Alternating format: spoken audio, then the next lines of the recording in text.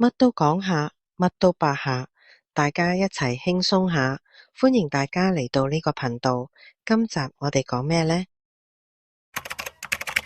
？2025年5月2號，重慶市渝中區一間火鍋店晚市爆場，連露天位都坐滿晒人。食得開心之際，露天位置嗰邊突然傳嚟好多尖叫聲。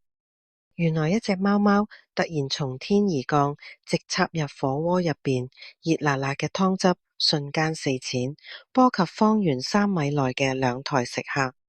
店主聽到嘈雜聲，第一時間衝出去了解情況。事故發生之後，店家立即啟動應急措施，除咗報警之外，仲安排員工陪同傷者就醫，令即場宣布當晚所有顧客免單，而且承諾會全額承擔受傷顧客嘅後續醫療費用。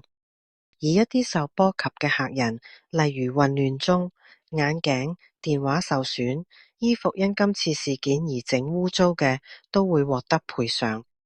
一份網傳嘅手寫理賠協議顯示，客人嘅衣物、手機、精神同醫藥賠償等，再加埋免單嘅損失，店家就賠咗大約5至6萬人民幣。事後隻貓走甩咗，幾位老闆四出揾貓，最終喺附近揾返。但係貓貓傷勢好嚴重，全身多處皮毛脫落，部分皮膚潰爛，四肢燙傷，仲懷疑骨折。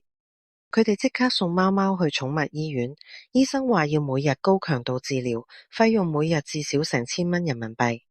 雖然係咁，但店家堅持要救貓，都係一條命，喺我哋店度出事，我哋就要負責。店家幫貓貓改咗個名叫5·1，意思係5·1假期相遇，仲話如果冇人認領就收養佢，做火鍋店保安隊長，一個月出糧5000蚊，要貓貓打工還債。本來大家都希望5·1捱得過，但5月6號朝早，醫院打嚟講出噩耗。5·1情況急轉直下，傷口大面積滲出液體，低溫低血糖，循環系統差，搶救咗2個幾鐘，最終返咗去貓星球。希望5·1返到貓星之後唔再痛，好好休息，下世投胎去好人家，做個被珍惜嘅寶貝。今日就講到呢度，下一個故事見，拜拜。